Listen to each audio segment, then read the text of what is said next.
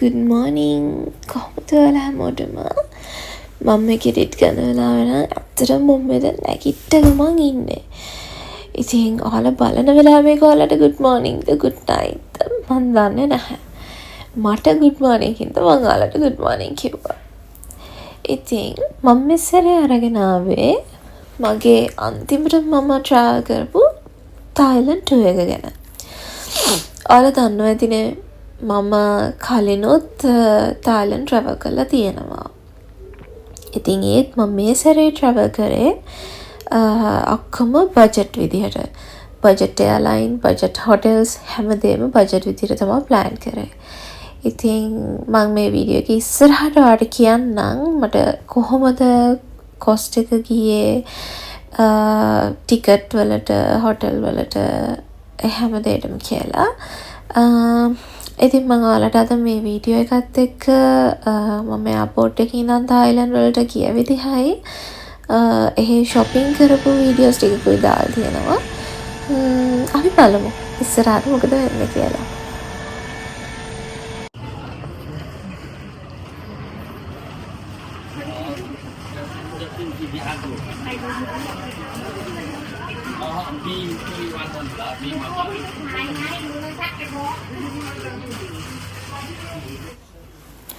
අපි එයා ටිකට් එකේ ඉඳන් බැලුවොත් මට මේ ටුවර් එකට එයා ටිකට් එකට ගියේ 1,20,000ක් වගේ. හැබැයි ඒක ඔයාලට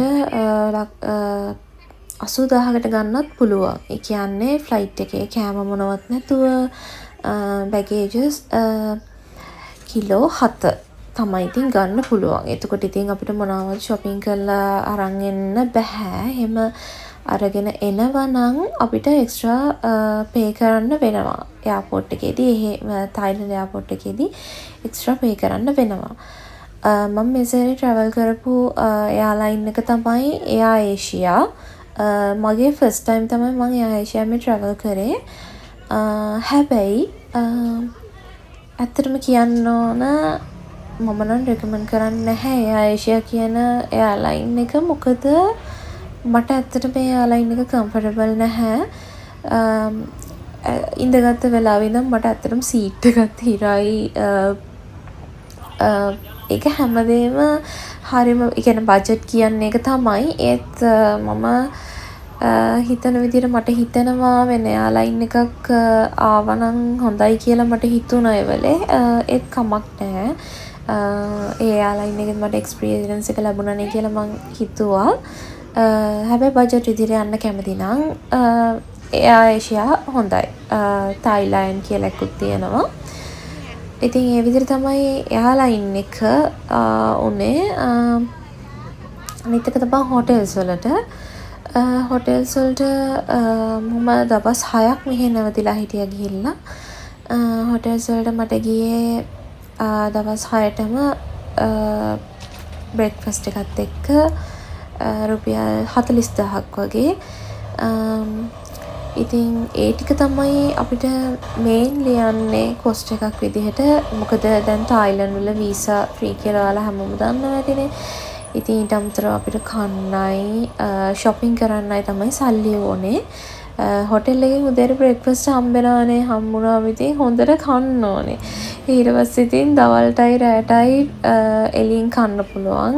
ඇත්තටම හොටෙල් එකෙන් ගොඩාක් කෑම කාලා ගියාම දවල්ට කන්න අමාරුයි. ඉතින් දවල්ට පොඩි දෙයක් කාලා ඊට පස්සේ ආයෙ රෑටත් normal කෑවම හරි. ඉතින් අන්න ඒ විදිහට තමයි අපි budget tour plan කරන්න ඕනේ.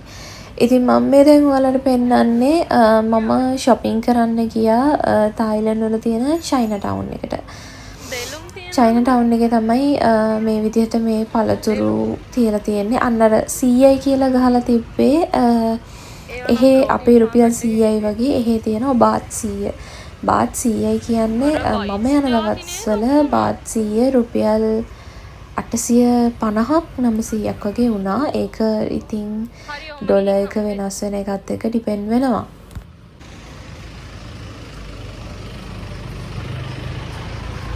මේ චයිනා ටවුන් එකේ නැති දෙයක් නැති තරම් හැමදේම වගේ මේකේ අපිට ගියොත් ගන්න පුළුවන්. ඒ කියන්නේ කෑම බීම හැමදේම. ගොඩ අරන් ගිහලා චූටි චූටි පැකට් කරලා විකුණනවා.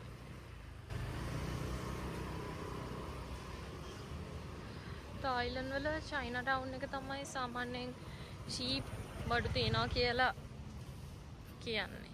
බලමු ගිහිල්ලා.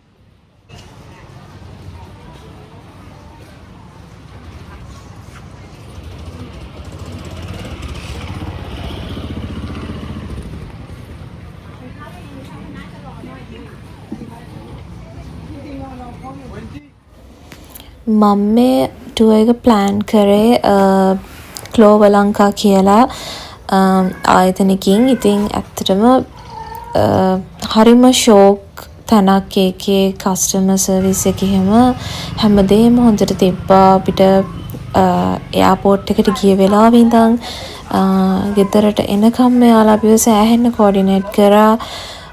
කියන්න කිසිම වැරැද්දක් නෑ. අනිත් එක ගානත් සාධාරණයි. ඔයාලත් ඒගොල්ලොන්ගෙන් ට්‍රැවල් කරන්න බලාපොරොත්තු වෙනවා නම් මට මැසේජ් එකක් දාන්න පුළුවන්. නැත්නම් මේ වීඩියෝ එකට කමෙන්ට් එකක් දාන්න. මම එයාලගේ විස්තර ඔයාලට දෙන්නම්.